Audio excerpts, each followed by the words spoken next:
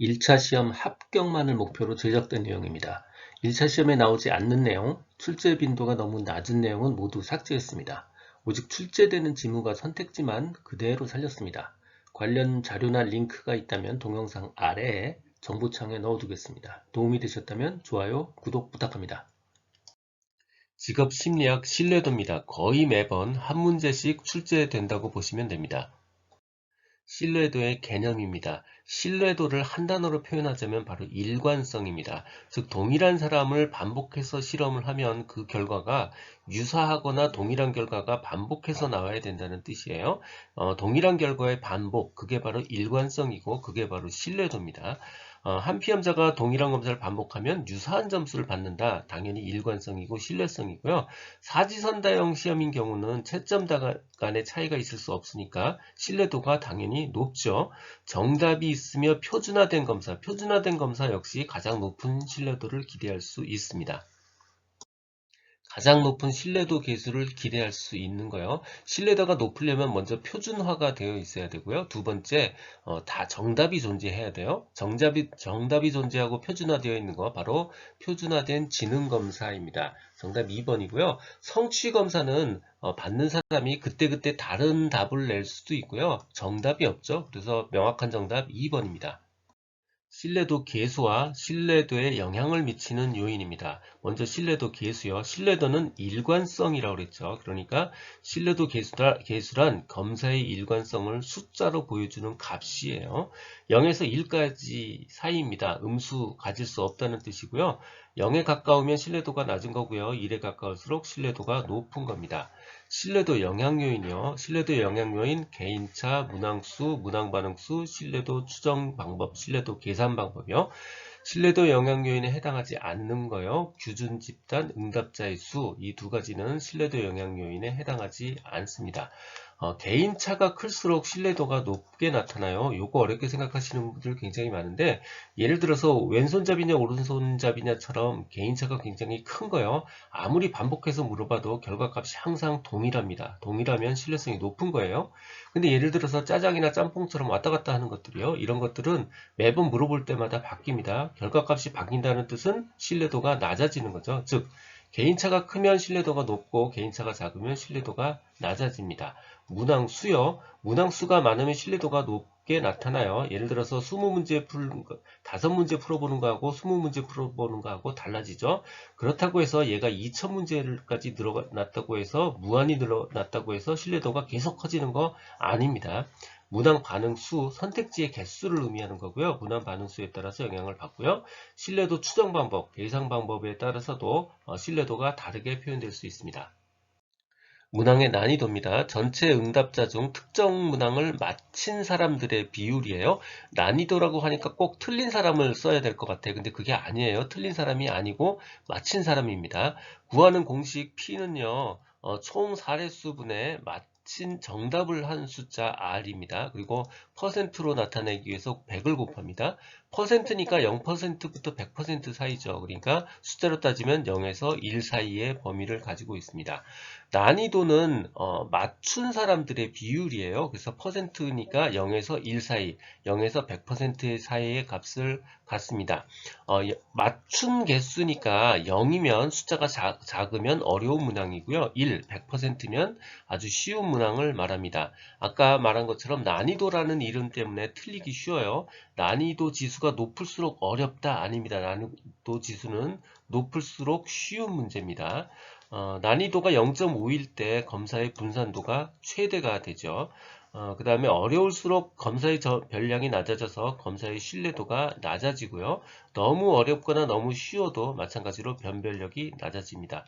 이 이야기는 우리 학력고사에서 매해 어렵다 쉽다 변별력이 높다 낮다 할 때 계속 반복되는 그런 이야기죠. 검사 재검사 신뢰도입니다. 검사 재검사는 동일 검사를 동일한 사람한테 2번 하는 거예요. 동일 검사를 동일한 피험자한테 2번 하는 겁니다. 동일 검사를 동일한 피험자한테 2번 하는 거예요. 일정 시간 간격을 두고요. 그 이후에 두 검사 점수 사이의 상관계수를 측정해서 신뢰도를 측정하는 방법입니다. 만약에 2번 검사의 결과가 동일하다 그러면 신뢰도 계수는 1이고 가장 높은 숫자예요. 동일 검사를 사용하니까 굳이 표집, 샘플링 행위를 할 필요가 없죠. 자, 가장 대표적인 오답이요. 두 검사가 근본적으로 측정하려는 영역에서 동일한 내용이 샘플링 되어야 된다, 표집되어야 된다. 같은 걸 쓰는데 또 고를 필요가 뭐 있겠어요? 아닙니다. 전혀 상관없습니다. 표집에 관련된 내용은 동형검사 신뢰도에서 필요한 부분입니다. 검사 결과가 시간이 지나도 변하지 않고 안정해야 되죠. 그래서 검사 재검사 신뢰도 계수를 안정성 계수라고 부릅니다. 이 안정성 계수라는 단어 꼭 기억을 해 두셔야 돼요. 검사 재검사 시간 간격이 짧을수록 신뢰도가 높게 나타나는 경향이 있다. 당연하죠. 오늘 측정하고 1년 뒤에 있다 측정하는 거하고 오늘 측정하고 내일 측정하는 거하고 이 두 개가 훨씬 더 같은 결과를 나타낼 가능성이 높죠. 시간이 짧을수록 신뢰도가 높게 나타나는 경향이 있습니다. 검사 재검사의 신뢰도의 충족 조건이요. 가장 중요한 거 변하지 말아야 된다. 안정해야 된다 이거죠. 변하지 말아야 되고요. 영향을 받지 말아야 됩니다. 측정 내용 자체가 시간이 경과해도 변하지 말아야 되고요. 앞에 받은 점수에 의해서 두 번째 점수가 영향을 받지 않아야 됩니다. 앞에 뒤에가 영향을 받는 거 두 가지 조건이 있어요. 반응 민감성이 있고 이월 효과가 있습니다. 반응 민감성은 앞에 치르는 경험 때문에 실력이 올라가서 후속에 반응을 주는 거고요. 이월 효과 혹은 기억 효과는 앞에 답을 기억해서 뒤에 영향을 주는 거, 이게 바로 이월 효과입니다. 검사 재검사 사이에 어떤 학습 활동이 있어서 두 번째 검사 점수에 영향을 미쳐서는 안 되죠. 문항 간의 동질성이 높은 검사에서 사용하는 것이 좋다. 아닙니다. 문항 간, 문항 사이에 라는 뜻은 문항 내적 합치도에 해당되는 말입니다. 문항 간, 문항 내적으로 동질성이 높은 검사에서 사용돼야 된다. 요거 문항 간의 동질성 검사 재검사에 해당하지 않습니다. 신뢰도 추정에 관한 설명으로 옳지 않은 거요. 검사 재검사의 기간을 충분히 둬야 된다. 검사 재검사는 기간을 늘리면 늘릴수록 신뢰도가 떨어지죠. 예, 옳지 않은 거 정답 4번입니다. 반분 신뢰도는 기후양분법, 홀수짝수로 하면 신뢰도가 과대 추정되고요. 신뢰도 추정에 영향을 미치는 요인은 상관계수에 영향을 미치는 요인과 비슷하고요. 신뢰도 추정에 영향을 미치는 요인 중 가장 중요한 거 샘플의 동질성이다. 다 맞는 답입니다. 동형검사 신뢰도입니다. 동일검사가 아니고 동형이니까 두 개의 같은 형태의 검사를 동일 피험자한테 적용한다는 뜻입니다. 그러니까 그 얘기는 뭐냐면 이미 신뢰성이 입증된 검사 하나와 또 다른 검사를 동일한 피험자한테 검사한 다음에 그 두 개의 상관계수로 신뢰도를 검사한다라는 뜻이에요. 두 번째 동형검사에서 중요한 게 바로 특정 문항의 표집에 오차 변량의 원인이 있다라고 보는 겁니다. 문항 표집이 굉장히 중요하다라고 보는 게 바로 동형검사 신뢰도의 핵심이에요. 그래서 측정하려는 영역에서 동일 내용이 표집되어야 된다. 동일 내용이 샘플링 되어야 된다. 이 두 가지가 핵심입니다. 반분 신뢰도입니다. 반분, 그러니까 반으로 나눴다는 얘기니까 하나의 검사를 둘로 분리해서 신뢰도를 측정한다는 이야기입니다. 반분 신뢰도 추정 방법에는 앞뒤로 나누었으면 전후 절반법, 홀수 짝수면 기후 절반법, 그리고 짝진 임의 배치법이 있습니다. 이렇게 세 가지가 있으면 1차 필기시험에 집중 출제된다는 의미죠. 그래서 전후, 기후, 짝진 임의 배치법, 이거 세 가지 기억을 해 두시는 게 좋습니다. 보통 이게 아닌 것은 이렇게 출제가 되죠. 속도 검사에 적용해서는 안 됩니다. 예를 들어서 지능 검사를 하는데 앞과 뒤 전후 절반법으로 나눴다고 가정을 하면요. 후반부에는 풀지 못하는 수검자들이 있기 때문에 신뢰도 평가가 엉망이 됩니다. 속도 검사의 경우 기후양분법으로 반분 신뢰도를 추정하게 되면 신뢰도 계수가 과대 추정되는 경향이 있어요. 왜냐하면 앞에 홀수 짝수가 같이 붙어 있으니까 앞뒤의 신뢰도가 높아지는 경향이 있죠. 그래서 과대 추정되는 경향이 있습니다. 신뢰도 계수를 내적 합치도 계수라고 부릅니다. 그런데 내적 합치도라는 말 대신 내적 일관성이라는 말을 사용하는 사람도 있고요. 내적 일치 신뢰도라는 말을 사용하는 사람도 있어요. 원래 오리지널은 consistency라는 일관성이라는 단어인데 그거를 번역에 따라서 합치도, 일관성, 내적 일치 합치도라고 여러 가지 형태로 부릅니다. 우리는 을이니까 이 세 가지 말을 다 받아들여야 한다고 생각을 해요. 계수가 낮다면, 내적 합치도 계수가 낮다면 검사상 성질이 매우 다른 속성들을 측정하는 문항들로 구성되어 있다는 걸 의미합니다. 자, 반분 신뢰도는 하나를 내부에서 반으로 나눈 거예요. 그러니까 내적으로 서로 문항들이 잘 합치되어야 됩니다. 자, 내적 합치도, 내적 일치도 와 반분 신뢰도를 꼭 연결지어서 같이 기억해 두실 필요가 있습니다. 신뢰도 종류 중 검사 내 문항들 간의 동질성을 나타내는 거예요. 검사 내부의 문항들 간의 동질성을 나타내는 거예요. 내부, 내적이죠. 동질성, 일치함입니다. 내적 일치 신뢰도, 정답은 2번입니다. 반분 신뢰도는 하나의 검사를 둘로 쪼갠다고 그랬죠. 그래서 검사 내부, 문항들 내부 간의 합치도, 일관성, 일치도가 중요해요. 내적 일치 신뢰도, 내적 일관성, 내적 합치도 계수 다 같은 말이고요. 원래 오리지널은 consistency라는 단어를 여러 가지 형태로 지금 달리 부르고 있는 겁니다. 문항 내적 합치도입니다. 앞에서 배운 반분 신뢰도의 종류가 여러 가지 있죠. 모든 종류의 반분 신뢰도를 구한 다음에 그 값을 모두 다 평균값을 내요. 그렇게 해서 신뢰도를 추정합니다.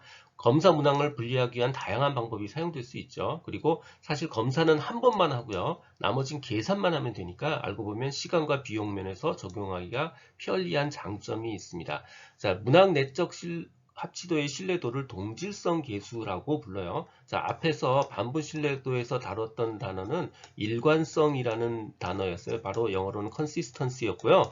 여기서는 동질성이라고 계수 이름을 부릅니다. 이건 호모지니어트인데 이 각각의 일관성들을 다 모아서 평균을 낸 게 동질성이죠. 그래서 동질성은 일관성보다 차원이 하나 더 높은 단어입니다. 그래서 당연히 요 안에는 각각의 일관성을 다 사용해요. 그래야 반분 신뢰도를 구하죠. 그리고 그걸 모두 다 다시 묶어서 차원을 하나 더 높여서 동질성을 확보하는 것, 이게 바로 문항 내적 합치도입니다.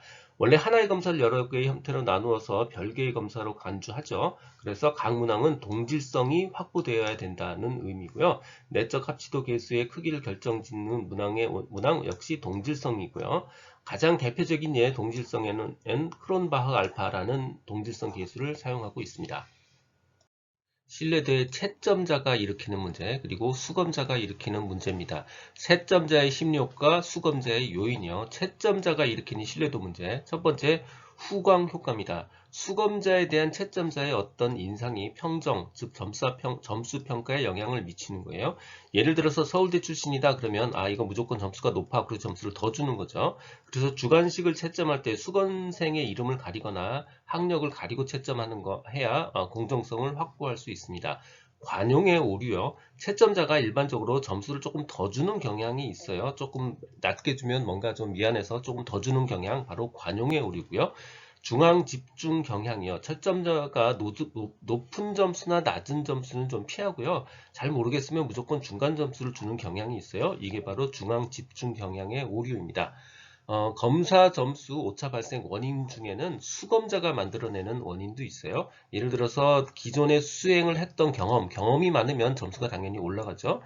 불안감은 점수를 낮출 수 있고요. 수검 당일의 어떤 생리적인 조건들, 이런 것들은 검사 점수의 오차를 발생시킵니다. 수행 능력은요, 이건 측정하고자 하는 대상이에요. 이거에 따라서 점수가 벌어지는 것, 이거는 정말 당연한 이야기입니다. 오차 발생의 원인이 될 수 없습니다. 지금 듣고 계신 강의는 직업상담사 2급 초단기 합격 비법의 핵심 내용 파트입니다. 전자책 버전으로 출판되어 있어서 교보문고, 예스24 등에서 구할 수 있습니다. 전자책이 불편하신 분들, 인쇄 가능한 버전이나 제약 없는 PDF 버전이 필요하신 분들은 제 블로그 공지글에서 구할 수 있습니다. 동영상 아래에 정보창에 링크를 넣어드렸습니다.